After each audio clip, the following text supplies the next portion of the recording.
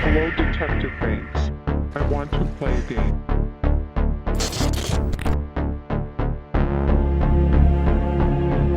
You should probably run. Nope. Nope. Hell no.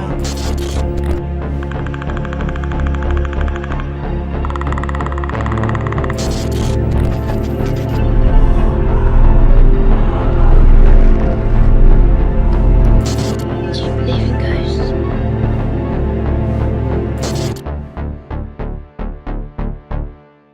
Hello everyone, Joshua Myers here, and welcome back to my Friday the 13th franchise review series. Man, it's been a while since I've done these.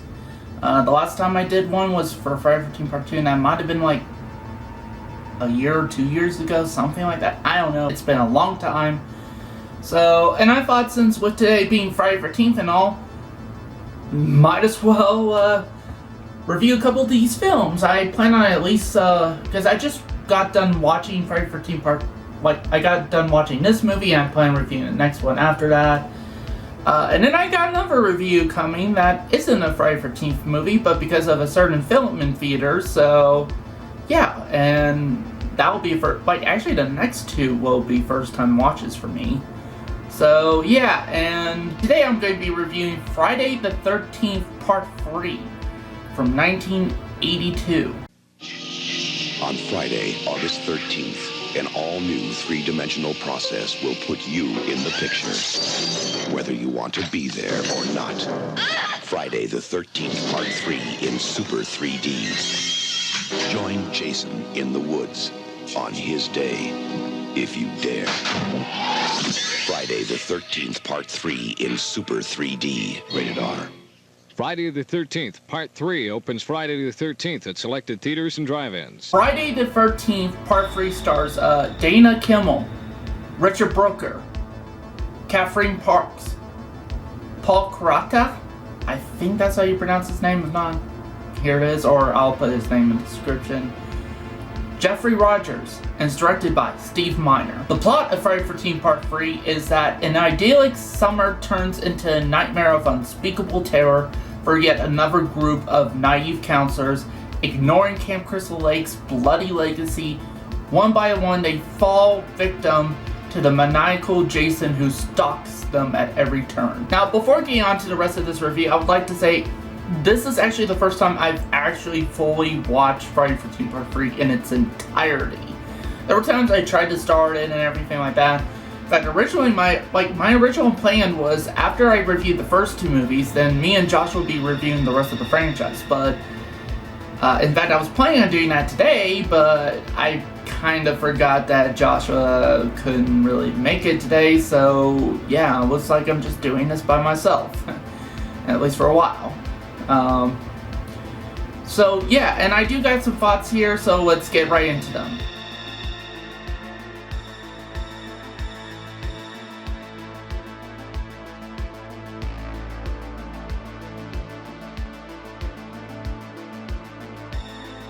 Harry Manfredini score, that's a positive. I really still like, well actually, is that really a positive? Okay, there's one aspect to Harry Manfredini's score that I really like, and that is the main title theme.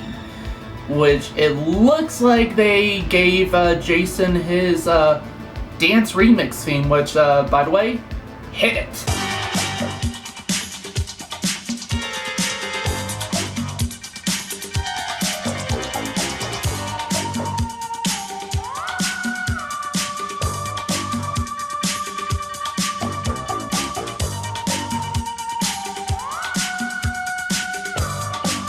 So yeah, I like the main theme to this movie actually. It's kind of a disco remix version of the Friday the 13th theme, and actually it's pretty cool. I like the look of Jason in this.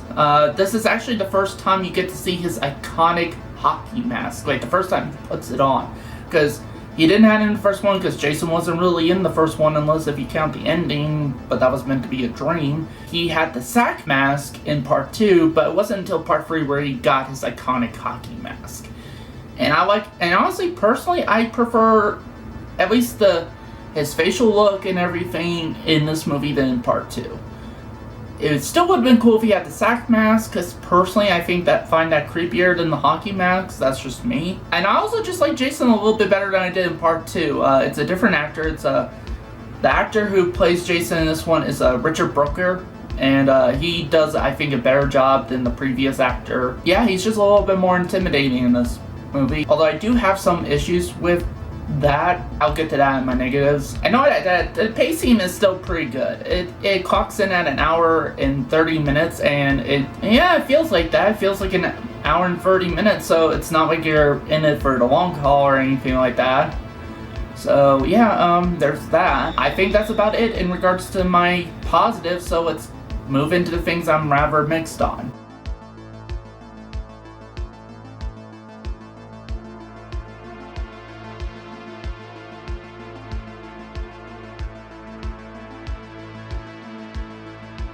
Okay, when I said I like the portrayal of Jason by Richard Brooker in this movie, he kind of has the same problem as the actor who played him in part 2. There's a few times, although not as bad as in part 2, but there's still times where he's like kind of like a bumbling idiot, and therefore kind of any bit of tension kind of is sucked out, or any bit of fear.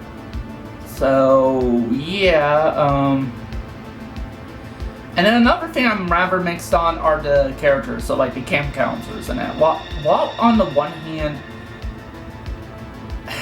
I feel like they do some things to try to make you like some of these characters and stuff like that. Like, I at least sympathize with Shelley, played by Larry Zerner, which apparently I heard he's a lawyer now, so I at least sympathize with him a bit. And the other characters are fine, they're serviceable, they're nothing to run home about. And even like the biker characters that appear, I thought they were going to be like stereotypical, which they are. They are kind of the stereotypical biker characters and that, but I feel like they added some stuff to their characters a bit that kind of like some likability to them, even still make them somewhat human. That's really about it in regards to things I'm rather split on, so, and I have a lot more negatives with this. I'm sorry, I do.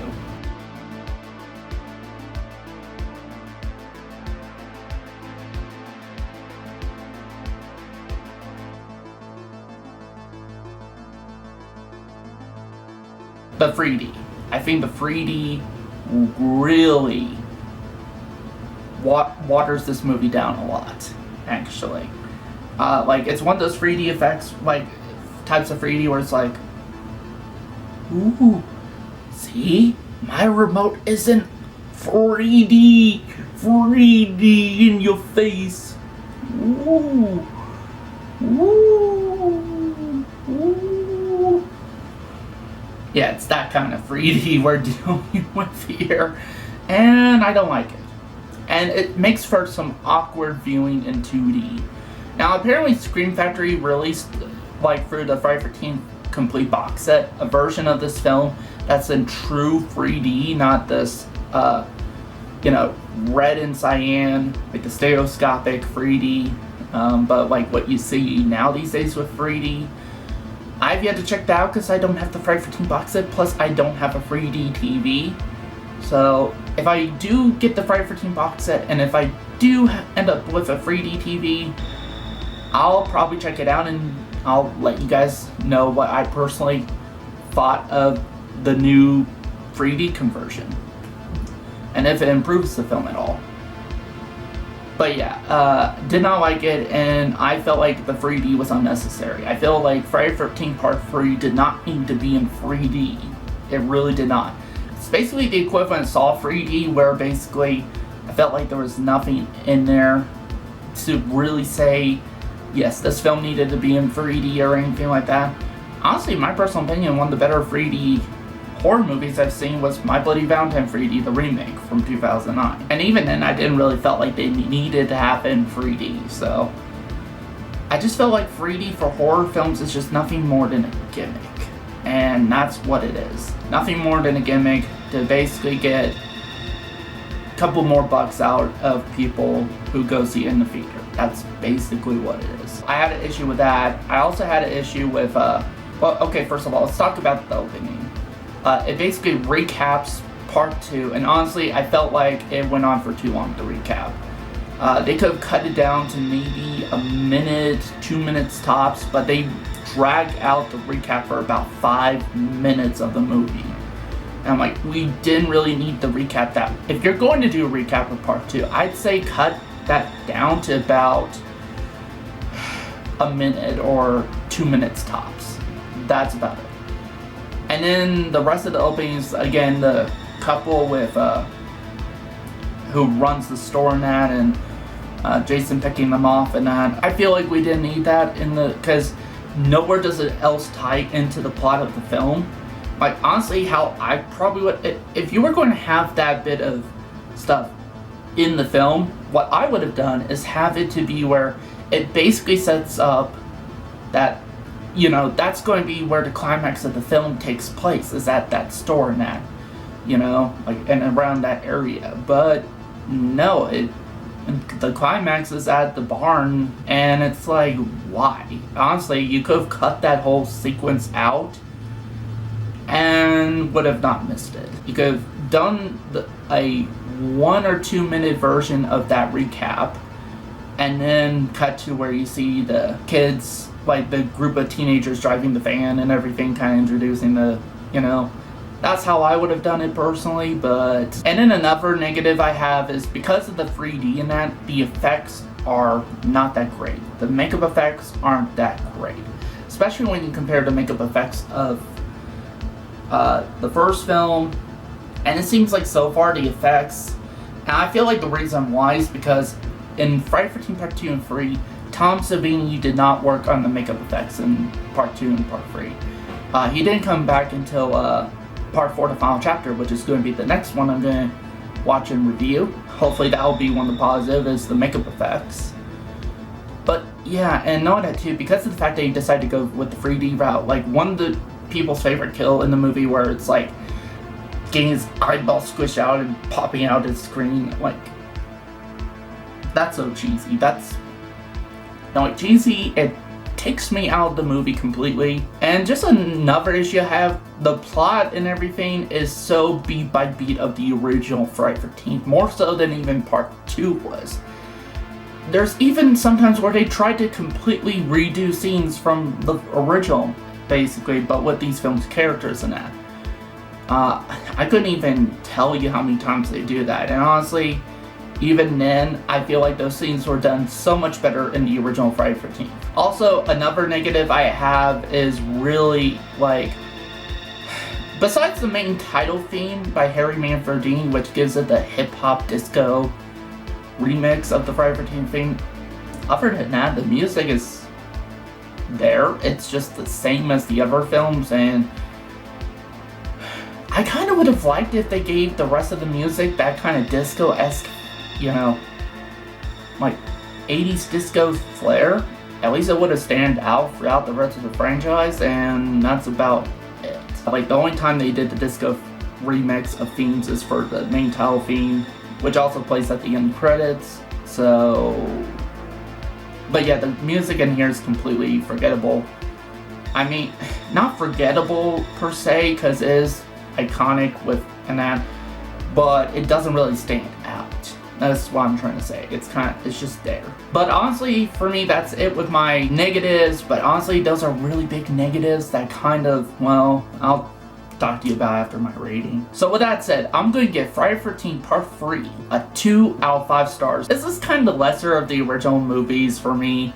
Sure, there's some good, like, honestly, I feel like the only reason this film is really remembered by a lot of horror fans is because, one, it was one of the few horror films around the 80s and that got the 3D treatment, and two, because it is the first film where we get to see Jason with his iconic hockey mask that would go on throughout the rest of the franchise, and that would be his default look, is that hockey mask. I feel like those are the only things horror fans really remember from this movie and why people seem to have fond memories of, especially horror fans. But honestly, for me, if you take those two out, would this be a really memorable horror film from the 80s? I personally don't think so. If you take the 3D out of it, if you take the hockey mask out, it'd just be one of those bland, forgettable slasher movies during the 80s. It really would be. I'm sorry for all you guys who like Friday the 13th Part 3, but personally for me, it's